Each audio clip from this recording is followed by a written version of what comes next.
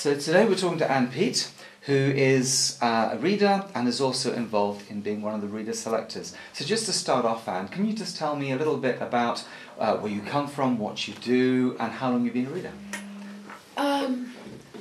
I've been a reader 30 years. Wow. In September this year. Okay. I come from Rickmansworth, in the bottom left-hand corner of the diocese. Mm-hmm. I've ministered as a reader in 3 parishes, in St Mary's, Rickmansworth, St Andrews in Watford, and I'm now in Millend Parish, which is a parish which is very large, has 3 churches in it. There is lots to do. Okay. And in terms of occupation, what's your background, training? I was trained as a teacher. Okay. So I have spent some time as a primary school teacher. I've taught RE as secondary school. I've also trained readers. Still do school assemblies. Okay. For a parish. That's not teaching anymore. Okay. So one of the reasons we're so keen to talk to you is that you are one of these mysterious people called a reader selector. What does a reader selector do? A reader selector helps to choose people for training and makes recommendations to the bishop on whether a person should go forward for training for readers, reader ministry, or whether perhaps we think another form of ministry might be more suitable for them, and also some things about what might be emphasised during the training. Okay. So just to understand, by the time someone comes to meet you, whether they meet you as a committee, you can explain that in a second. Yep. What stages will they have gone through? What would you expect them to have done first? They will have talked to their incumbent, probably. They would have talked to one of the vocations advisors. They may well have been on the Seeking the Way course. Okay. All those things they tend to have done before they come on a selection day. So they come on a selection day. When they do that, do they have to fill in a form? How do they end up on a selection day? I think there is a form that has to be filled in. Right.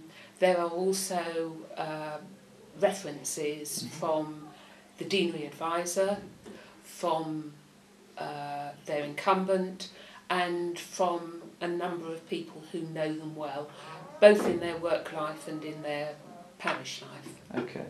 So what happens on a selection day?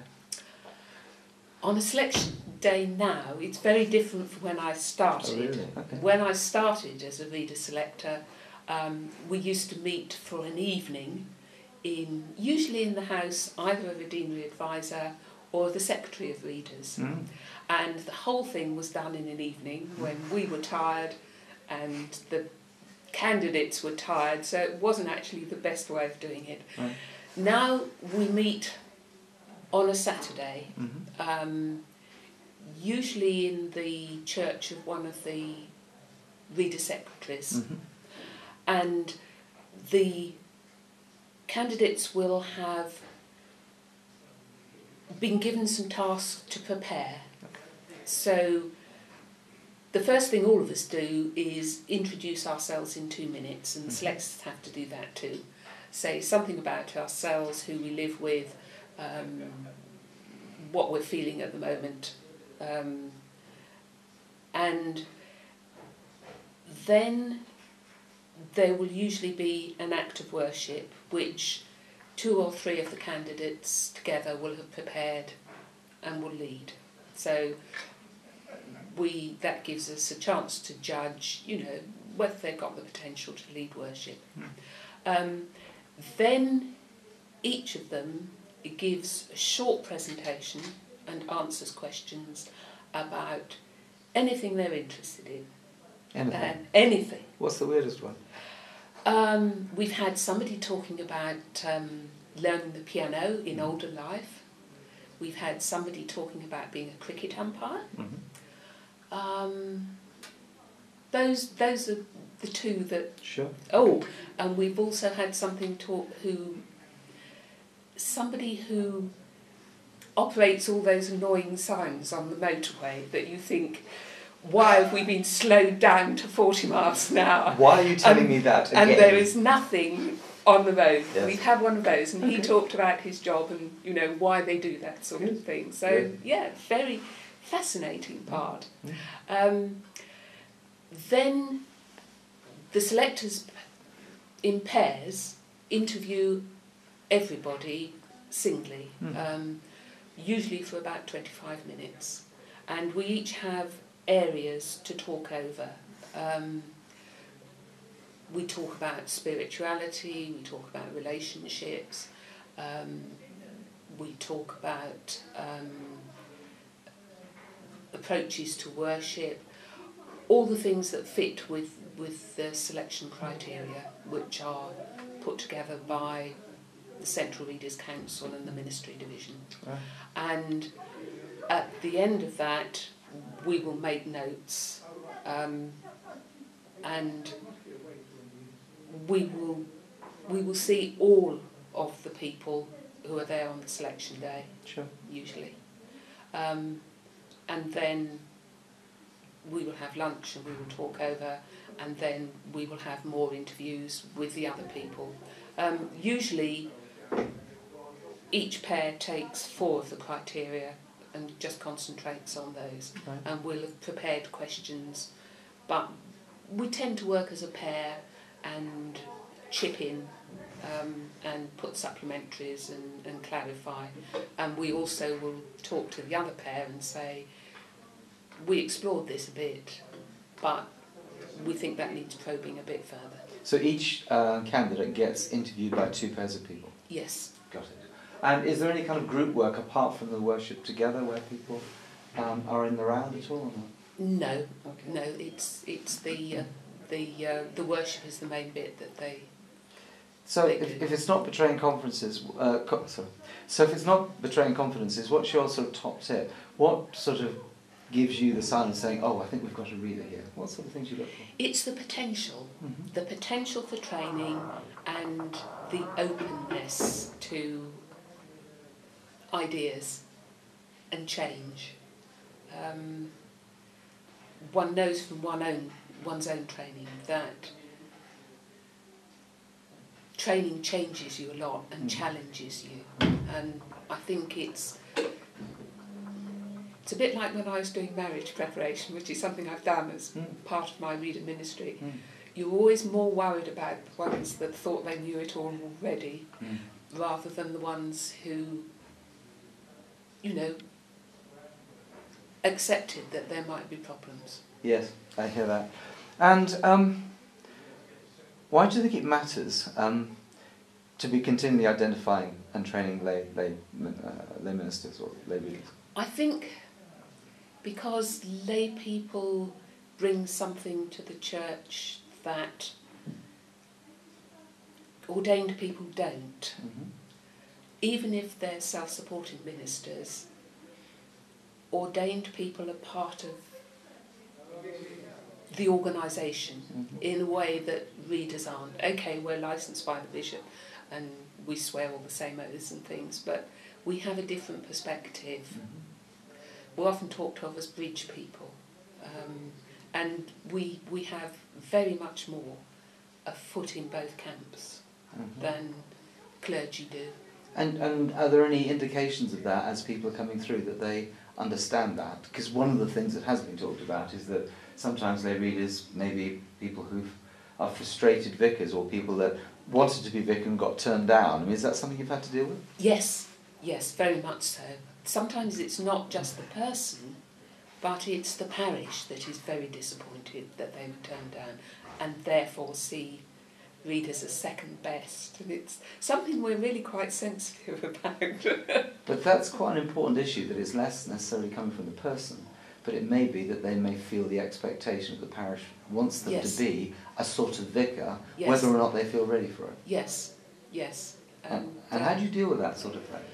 I think you talk about the particular vocation of a reader as a lay person and being able to talk as a lay person rather than an ordained person, and bringing the particular insights that having very much more a foot in the outside world can bring.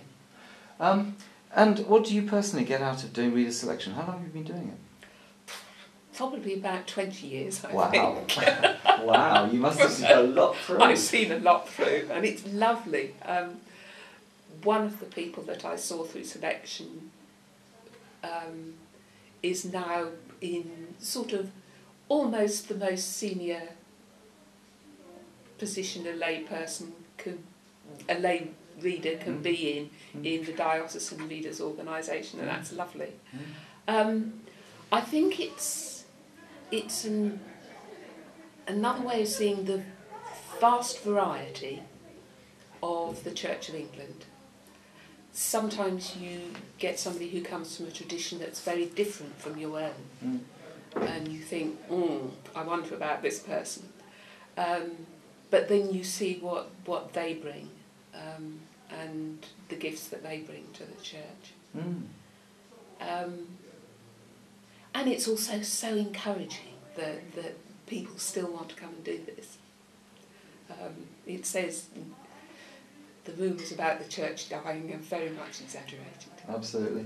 Now, what I want to do is just turn a little bit away from the selection to the fact that you're a reader of 30 years.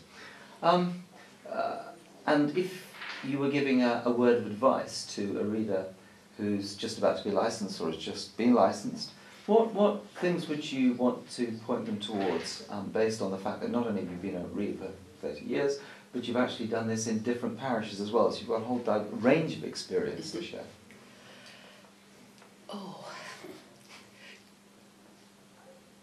Do what you feel called to do. And look at yourself and the skills you've got and use those, because reader ministry is incredibly varied. You will have skills you can bring, you will have gifts that you can give, but your parish will also have needs, and see where you can fit in, and look at your colleagues and try and work with your colleagues. Your colleagues being? Clergy and readers, church wardens, PCC, all those sorts of people who share the leadership of the parish with you. Do you remember the first reader you ever met? Yes, it was in the church where I was confirmed, and where I was married. He, because they were all he's in those days, I don't think he preached very often. I can't ever remember him preaching, but I can remember him assisting. And then after I'd married, there was a reader in the parish who eventually became a self-supporting clergy person, who was extremely good at preaching. His sermons were always extremely entertaining, but who was very different from me. So, and what did you make of these readers? I mean, did you think they were vicars or something different, or what? I always knew they weren't vicars, right. But I think some of them probably had ambitions that way. Okay. And what made you want to become a reader yourself? If I'm honest, it wasn't a sort of lightning strike or anything. Okay. What happened was that I was the parish secretary at the time. I was the first parish secretary. The vicar was somewhat reluctant to have what he called a bossy woman helping him, but the church wardens insisted he needed somebody to help with the admin. Yeah. So I became that. And part of the things that he asked me to do was to help him prepare courses for the local church primary school. But we also had this project where we were going to look one Lent, on the Sundays in Lent, at the communion service and the way it had developed. And I did the research and the background, and I prepared for him a sort of address, which we did at the beginning of the service, about the theology behind that particular form. So we started off with 1662, we then went to 1928, we then went to, I think, write one of the first exploratory rites, and then the ASB. And we had this address which he was going to give, and then we did, as near as we could, a 1662 service, a 1928 service, and so on and so on. On the fourth Sunday, he got ill, and he lost his voice, and the only person who could do the sermon at the communion service was me. Now, I'd done addresses at family service and things, but this was, you know, proper preaching in a communion service. So after that, I said to him, I think I ought to get myself properly licensed. And I went off to a selection, which actually was in a church I later served in, and was simply an interview with a number of lay people and the warden of readers at the time, and so on. And I was accepted. So off you went. Okay. It wasn't, as I say, it was a very, I ought to do this because, rather than thinking I desperately want to be a reader. But I knew that I wasn't called to be clergy, and even more so, my sons in particular said, "You're not going to be a lady vicar, Mum, are you?" Well, at the time it wasn't possible because women couldn't be ordained then, Sure. but they could become readers. But they were fairly clear. Yes. So, of the things that you do at the moment as a reader, what do you enjoy the most? I enjoy preaching. I mean, that's always been my thing. And that has taken me to all sorts of places, because I was actually a finalist in the Times Preacher of the Year Awards 20 years ago. So that took me to preach at Southwark Cathedral, and the following year to be a judge in the Preacher of the Year competition at Durham. So that's one of the main things that I enjoy. I enjoy training readers. I enjoy doing house groups and exploring. So preaching and teaching are the main things. Okay. And what would you say is the most distinctive aspect of reading ministry for you?